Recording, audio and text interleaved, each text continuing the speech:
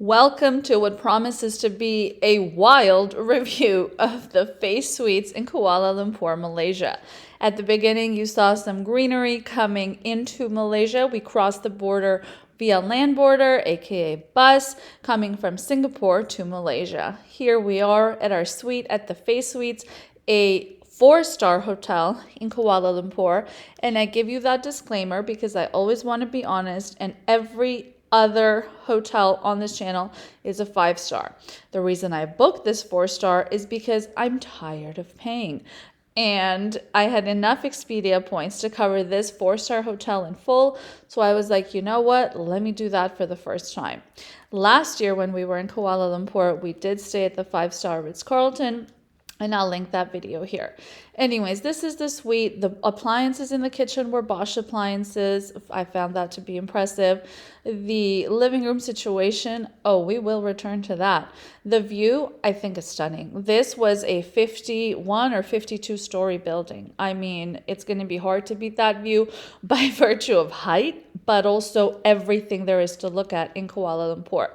The bathroom, honestly, fairly impressive as well. The bathtub was very generously sized. It reminded me of the bathtubs a little bit in our St. Lucia Sugar Beach review, just because it was the kind that like head to toe you could fully float up.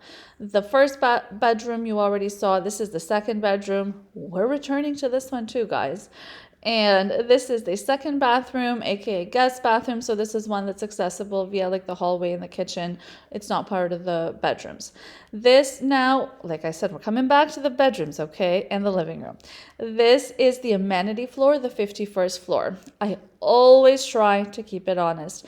As far as amenity floors go, this is very impressive.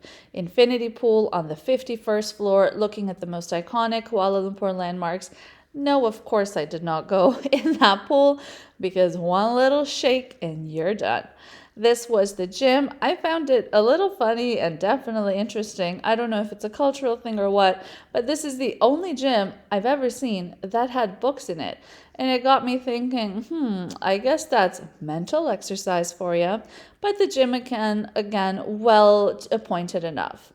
This is some footage of the meals we had in Malaysia, just bonus footage. This was from Madam Kwan's, which is like a traditional Indonesian with a modern twist restaurant. The last two were like coconut potato soups, but presented as dessert. Actually good. This is what we had on another day, Din Tai Fung, just giving you an example of what we eat. I know those videos are always exciting on TikTok. So I thought I'd bring a bit more of them to you too.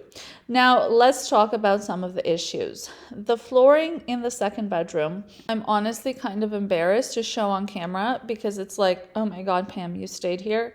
I didn't know it looked like this. I assure you, they did not lead with this photo on online advertising, nor, to be honest, was this photo featured anywhere.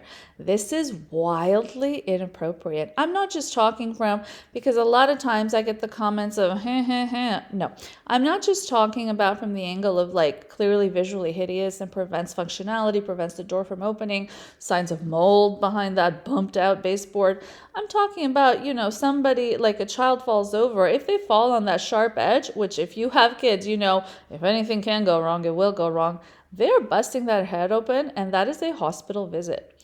The leather seat, I wish I could show you a little bit more. I took a photo here of like the biggest gash in the leather seat, but next to it was like 1 to 2 feet of smaller ripples, but that felt like rough on the skin, like just cut into the leather. In no planet would that be should that be in a hotel. At a luxury hotel, which this was presented as, because when it comes to the luxury world, there's different degrees to it. Even within the 5 stars, I always tell you guys, there's 5 stars and then there's 5 stars. But even at the 4-star is like a starting point of luxury for the general public. This should not be at any hotel. I don't think you would find this at a 2-star hotel in most countries in the world. So to find it at a 4-star hotel in a very developed, modern, oh my God, has a lot of fancy stuff to offer city like Kuala Lumpur, I mean, that was jaw-dropping as well. More on the cosmetic side on that one, as opposed to like the life-threatening side with the baseboards coming up like oceanic waves. But again, inappropriate. Another thing, and I'm trying to stick here to the big picture issues, there were plenty of other issues with the suite, like the washing machine was the washer dryer, which is actually great in terms of saving space, but the dryer function like burnt our clothes. It literally left like burn marks on some of our clothes. Why is this here? Surely some other client or customer, I guess, has used the laundry and complained about it. Why did you leave this here? One of the worst aspects yet of this hotel, though, was the customer service. Like basic necessity driven items were not communicated to us. And when it came to just ugly little remarks, being somebody that has built herself up from literally nothing, I've seen a lot of different kinds of life. I've seen the rough and tough people battling out on the street for a can of food, and I've seen how my billionaire clients think as well, being a lawyer now with my own law firm. So having seen the different mentalities, I know what the small people mentality looks like. And just a very, very poor display of customer service. I'll just give the one example of when we left the hotel. They literally took my card, did not say thank you, did not say bye, did not make eye contact, did not message, did not anything to, acknowledge that I had stayed here, given my hard-earned money here. And I know I mentioned in the beginning it was Expedia points, but how do you think those points were gathered? It's like, even though I'm at the top level of Expedia for membership, I think it's like $100 you spend for each dollar you get back, right? Like a lot of money was spent. That was hard work for it. So again, the departure was just catastrophic in terms of customer service. And then in the next 24 hours that follow, I get 3 messages on Expedia. Please rate us 10 star. Please rate us 10 star. Please rate us 10 star. And I'm thinking, damn, delusion really does some people good. Because how are you going to message me, rate us 10 star, when you know what this place looks like, but also when you didn't even look me in the eye when I left? Speaking of looking in the eye, a segue to looking at ... pictures.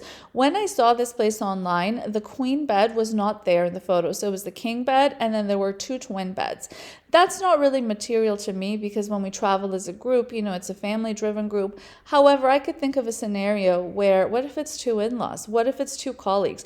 Not everybody will be able to have 2 twin beds be synonymous with a queen bed. That is a setup that is objectively inappropriate in some cases.